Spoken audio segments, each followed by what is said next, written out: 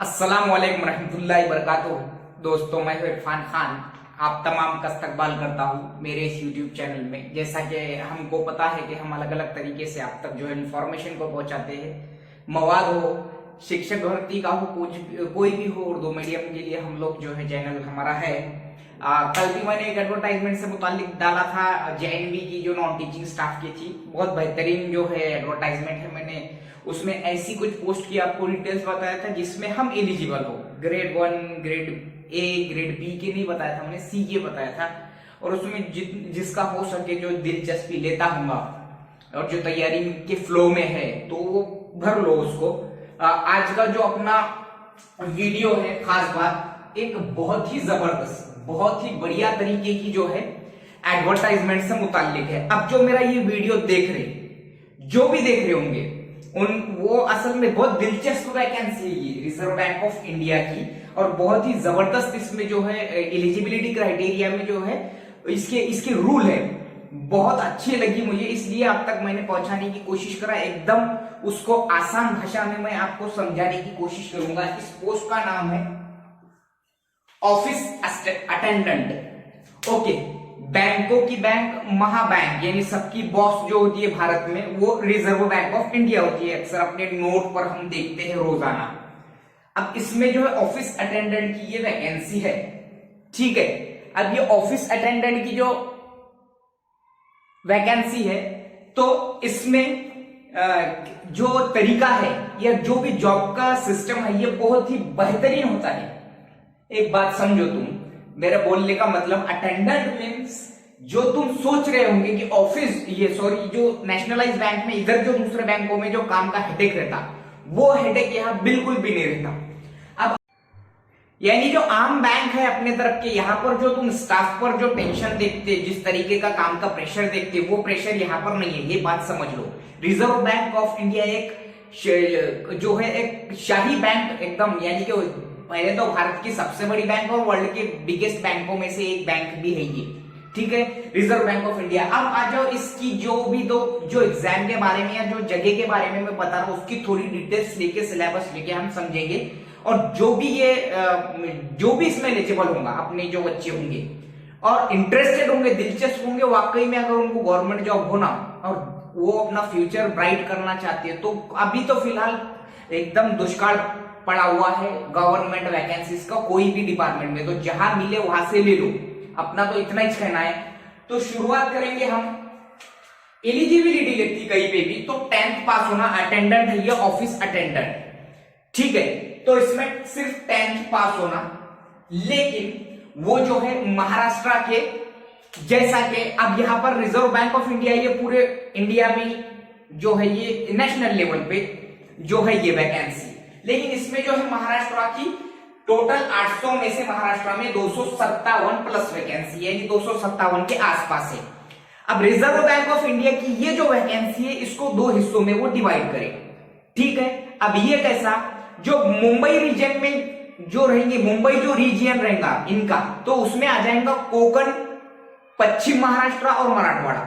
यानी तुम्हारे काम करने का लोकेशन, यानी तुम्हारा जो सिलेक्शन होगा, तो ये दो रीजन में होगा, समझो। अब दूसरा है विदर्भा। विदर्भा में जो नागपुर हेडक्वार्टर है, नागपुर में भी आरबीआई का ब्रांच है, ठीक है। तो ये नागपुर रीजन के अंदर आ जाएगा विदर्भा, छत्तीसगढ़ और मध्य प्रदेश। अब जहां जो ये विदर्भ वाले जब अप्लाई करेंगे, तो ये विदर्भ वालों को उसी इलाके के, यानी नागपुर रीजन से ही 10th मैट्रिकुलेशन, 10th पास होना जरूरी है, ठीक है, समझे।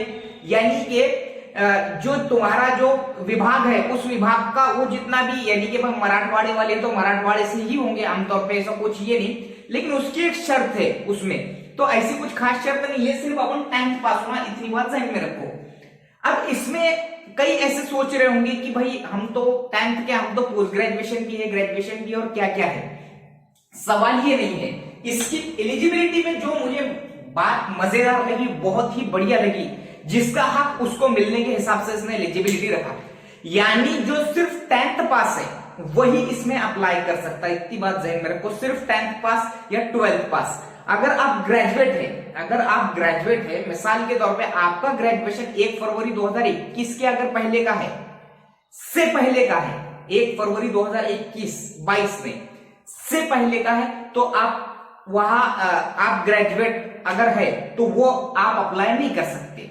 अगर उसके बाद का है यानी कि फिल वक्त का है, इतने का है तो वो लेकिन उसने एक खास यही कंडीशन रखा कि 10th ओनली एसएससी यानी कि शाला जो परीक्षा 10वीं या 12वीं इसी लेवल के बच्चों को वो प्रेफर करेंगे। एकदम हाई एजुकेटेड वगैरह जो रहेगा, जो समझ रहा कि मैं ये हूं, तो उनका हक, जिसका हक है, जो एलिजिबिलिटी है उस उतनों को ही ये जॉब देना, ये उनका मकसद है, जो कि मुझे बहुत बेहतरीन लगा, बहुत ही बढ़िया लगा। अब रीजन मतलब जो मुंबई है, मुंबई में आ गया, कोकण आ गया, मराठवाड़ा आ गया और तुम्हारा पश्चिम महाराष्ट्र आ गया, विदर्भ में आ गया। विदर्भ को जो अटैच है वो छत्तीसगढ़ यानी नागपुर को जो छत्तीसगढ़ और मध्य प्रदेश, यहाँ 57 के आसपास जो वैकेंसी कम है, इसमें कोई शक नहीं, लेकिन पूरे इंडिया की वैकेंसी है। महाराष्ट्र में 257 है और अपने को महाराष्ट्र में ही अप्लाई करना है। ओके, 10th पास आपको ये करना है। और जो सिर्फ 10th और 12th पास आउट है और जिनके पास कोई ग्रेजुएशन नहीं, जो पढ़े लिखे ज्यादा नहीं है, जो किसी वजह से अपनी पढ़ाई छोड़ बैठे, अपने मुस्लिम कम्युनिटी में ज्यादातर ऐसे रहते, और जो हकीकी तौर पे टैलेंट है तो अप्लाई करो। और इसके अलावा जो ये हो गई वैकेंसी की मैंने बात बता दिया, ये हो गया। और इसमें जो रहता सिलेबस की मैं अगर बात करूं, अब आ जाओ सिलेबस पे, तो सिलेबस में आता है English, general knowledge and current affair. Okay, English, general knowledge, current affair, reasoning और maths. Okay, English, general knowledge and current affair, mathematics और रीजनिंग 30-30 मार्क के यानी 120 मार्क का पेपर है। नेगेटिव मार्किंग है यानी 4 गलत तो 1 कटेगा। ठीक है, यानी कि जो सिस्टम है पैटर्न का, उसमें 120 मार्क के 4 सब्जेक्ट है, नेगेटिव मार्किंग है 4 पे 1 की। 10th पास आपको मैंने बोला कंपलसरी है और रीजन भी मैंने बता दिया, यानी आपको उसी रीजन से अप्लाई करना है। ये इसमें ये भी एक शर्त है, यानी कि मिसाल के तौर पे विदर्भ वाले विदर्भ में ही अप्लाई करेंगे, लेकिन इनको कंपटीशन के लिए छत्तीसगढ़ और एमपी के बच्चे भी रहेंगे। जगह 57-58 समथिंग है विदर्भ के इलाके में। अब वो जो बंबई में जो डिवाइड कर दिया, बंबई हेडक्वार्टर में जिनको उन्होंने लिया है कोकण, मराठवाड़ा, पश्चिम महाराष्ट्र, तो इनको उधर ही अप्लाई करना पड़ेगा, वो इधर नहीं कर सकते। ये एक इसमें है। तो ये चीजें होगी, मैंने सिलेबस भी बता दिया। वर्किंग सिस्टम एकदम इजीली है इसका, एक बात को समझो, यानी एक तो वो ऑफिस अटेंडेंट है और वर्किंग सिस्टम एकदम इजी गोइंग का है, जो तुम इधर बैंकों में देखते। और इसकी पेमेंट की भी बात करेंगे हम लोग, तो ये मेरी बात को समझो कि जो भी एलिजिबल है, जो 10th और 12th है सिर्फ, और जो वाकई में गवर्नमेंट जॉब चाहता और वो ऐसा सोचता होगा अपनी लाइफ में कि किसी वजह से उसकी पढ़ाई छूट गई और वो ग्रेजुएशन पोस्ट ग्रेजुएशन नहीं होने की वजह से अदर स्पर्धा परीक्षा में जा नहीं पा रहा, स्पेशली अपनी कम्युनिटी वाले, वो तो बेचारे जो मराठी मीडियम वाले रहते वो ऑलरेडी बहुत जागरूक रहते, बहुत बेदार रहते, वो बस इंतजार करते कि कहाँ कौन सी वैकेंसी आती। इवन की पियोन की भी जहां ईगो की बात आती तो वहां कोई कुछ नहीं कर सकता, पियोन को कमतर समझना किसी। और ये है office attendant, reserve bank of India के इतने ज्यादा भत्ते लागू रहते इसके जॉब में कि अच्छे इधर के अपने जो रहते ना, ये मैं सिर्फ ऑफिस अटेंडेंट की बात करूं तो इसमें इतने ज्यादा भत्ते लागू रहते। आरबीआई के काम के सिस्टम भी लोड वाला नहीं है, लोड वाला महाराष्ट्र में ही अपने को जॉब करनी है और उसके बाद बिना हेडेक की जॉब है। इसके अलावा जो है, इसके अलावा अगर मैं बात करूं तो जो सैलरी है इसकी, यानी मैं ऑफिस अटेंडेंट की बात कर रहा तो 30 से 35 हजार इसमें शुरुआत होती है। और प्रोमोशन सिस्टम है इसमें, खास बात 6 महीने का प्रोबेशन पीरियड रहता और उसके बाद में तुमको धीरे धीरे जैसा जब भी वो होगा डिपार्टमेंटल बोलो वगैरह वगैरह, प्रोमोशन सिस्टम है 2-3 साल में, तो वो भी। लेकिन इतनी जबरदस्त और इतनी फैसिलिटी वाली बहुत ज्यादा ये सेंट्रल गवर्नमेंट की जो जॉब है तमाम, उसमें से भी सबसे बेहतर आरबीआई की कोई भी अंदर की जॉब, अंदर की। इसमें एक कैशियर बोल के रहता है रिजर्व बैंक ऑफ इंडिया में, कैशियर बोल तो वो जो सिर्फ उठाकर देने वाला, तो वो जो बंडल देते हैं समझो तुम, यानी कि उसको रहती है पेमेंट 30-40-45 हजार, लेकिन वो जो बंडल होते हैं, बंडल वो जो देते हैं, यानी कि उसके खुद के रिव्यूज है, यानी जो लगे हुए इस पर अपने महाराष्ट्र के, तो उनकी जो है एक बंडल पर उनको 1.5 रुपया सिर्फ पास करने का मिलता है। यानी कि वो जो बंडल जो काउंटर से उठाकर जो भी जमा करने होते हुए, एक बंडल पर ऑन ड्यूटी बगैर किसी एक्स्ट्रा घंटे गया, ऑन ड्यूटी में पेमेंट के साथ साथ, यानी कि 1.5 रुपया एक बंडल पे, यानी वो दिन भर में 3-4 हजार बंडल अगर वो करता तो उसको 500-700 रुपए एक्स्ट्रा मिलते पर डे की। ऐसे उसको 500 रुपए पर डे भी, तो 15,000 वो और उसकी 40,000, 50, 55, 60,000 सिर्फ उसको, यानी वो जो कैशियर का हेल्पर जो रहता उसको मिलते। तो ये एक ऑफिस अटेंडेंट की जॉब है, लेकिन इसमें हाई एजुकेटेड जो है वो अप्लाई मत करो। जो इसमें एलिजिबिलिटी क्राइटेरिया बताया गया है 10th 12th के अंदर ही होना, वही अप्लाई करो।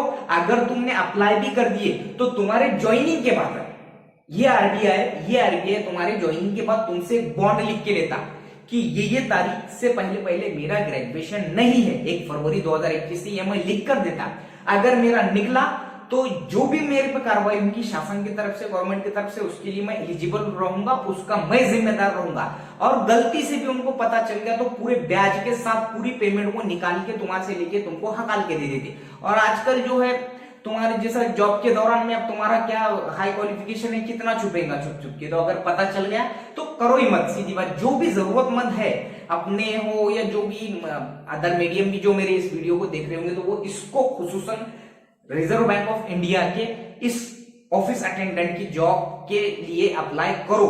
सिलेबस कुछ खास नहीं है, तैयारी उतनी जो है अगर तुमने आज से भी शुरू कर दिए तो 15 मार्च या 30 मार्च तक इसके पेपर के एग्जाम है आसपास, 30 मार्च के आसपास में, यानी कि यहाँ से 1-1.5 महीना है, इजी गोइंग में तैयारी हो जाती है। और रीजनिंग मैथ्स उतना कुछ खास नहीं पूछता जनरली, जो क्लास 3 या 2 में जो पूछता तो उस टाइप का, लेकिन पूछता है नॉमिनल जो कैलकुलेशन वाले हिसाब होते हैं वो 10th और 12th ही होना। हाई क्वालिफाइड जो रहते उनको वो बाद में बॉन्ड लिख कर लेते कि नहीं है हमारा, जो भी उसके क्राइटेरिया में हम बैठे, अगर वो हाई क्वालिफाइड है और उसके सामने अगर ये 10th ओनली 10th एसएससी या एचएससी पास वाला कट गया तो समझो वो बॉन्ड लिख के लेते हैं, और तुम ग्रेजुएट नहीं है वगैरह तो इसके जवाबदार हम रहेंगे वगैरह। तो काय को अप्लाई करते हैं, जो जरूरतमंद देख रहे होंगे उन तक इसको शेयर करो। और इसकी जो मैंने पूरा लेखा जोखा एकदम आसान भाषा में बताया, रिजर्व बैंक ऑफ इंडिया जो बैंकों की बैंक महाबैंक होती है उसमें ये वैकेंसी है। आखिरी बात जो है, AWES army welfare education society में जो तुम आजकल ऐड देख रहे हैं 8,500 की, कुछ भी नहीं है वो। AWES में फॉर्म भरो मत, कुछ भी काम की चीज नहीं है वो दिखने को एकदम फुगार आंकड़ा बता देते, और उसमें एक स्कोर कार्ड रहता, वहां से वो CBT बेस्ड टेस्ट लेते, वो उसका स्कोर कार्ड 3 साल के लिए वैलिड रहता। जहां वैकेंसी निकली वहां अपने को 2-3 साल कॉन्ट्रैक्ट बेस, और कुछ भी नहीं है वो। AWES में फॉर्म भरो मत, AWES में, समझे?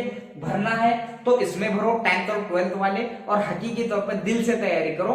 तुमको ऐसा लग रहा होगा अगर तुम कास्ट वाले हैं, और जो एज रिलैक्सेशन है वो वगैरह नियर अबाउट कोई 30 के आसपास का, और कास्ट वाले तो तुम 33 और SC ST है तो 35 तक रहता। OBC अगर तुम, यानी कि वहां OBC इतना समझ दो, वहां की EWS अलग होती है जो अपने तहसील से अपने को सेंट्रल की अलग निकालना पड़ती। उनकी जो OBC वाले जो देख रहे होंगे उनको तो मालूम ही है कि तुम इधर कोई भी कास्ट में हो, यहाँ महाराष्ट्र में कोई भी कास्ट में हो तुम, EWS छोड़ के किसी भी कास्ट में ओपन छोड़ के, तो तुम वहां OBC ही काउंट हो। सिर्फ वहां SC और ST 2 ही कास्ट चलती है, इतना बात ध्यान में रखो। और तैयारी अपने को ऐसी करनी है, 120 मार्क का पेपर है, एक पेपर पर ही पूरा सिलेक्शन है, प्री मेंस कुछ भी नहीं है। लेकिन तुमको तैयारी ऐसी करने की है कि तुम यहां से सीधा जैसा 120 में से माइनस मार्किंग है, सीधी सी बात, यानी 100 के आसपास कट ऑफ आने वाली है, 95 के आसपास कट ऑफ आती, इतना बात ध्यान में रखो। बाकी अदरवाइज वीडियो अच्छा लगा तो अपने जितने भी होंगे पहचान के जो वाकई में जरूरतमंद है, अपन तो अब B.Ed वाले TET CTET पास करके जो है टेट की तैयारी कर रहे, ग्रेजुएशन वगैरह इसमें जो है अलाउड रहकर भी जो है वो सिर्फ वो 10th 12th बोलते, तो उन तक अपने भाई बहनों तक उनको तैयारी कराओ इसकी और उनको पहुंचाओ। वीडियो अच्छा लगे लाइक करो, शेयर करो अपने मीडियम वालों तक, और अच्छा लगे तो कमेंट बॉक्स में बताओ और सब्सक्राइब कर लो। और आज का इंशाल्लाह रात का जो वीडियो होगा वो भी ज़हनी आजमाइश पर होगा। ज़हनी आजमाइश का एक खास पॉइंट है जिसको तार्किक विश्लेषण बोलते हैं हम, यानी मंतक और सोच पर, इस्तदलाल पर जो सवालात रहते हैं, यानी कुछ घड़ियां सुई है, कुछ घड़ियां कुर्सी है, तमाम टेबल कुछ बोल देंगे उसको चादर है वगैरह वगैरह, ये ऐसे जो सवाल आते हैं इस पर। तो इंशाल्लाह रात के वीडियो में हम वो देखेंगे, इजी गोइंग में समझने की कोशिश करेंगे आज का रात का भी वीडियो। अस्सलाम वालेकुम।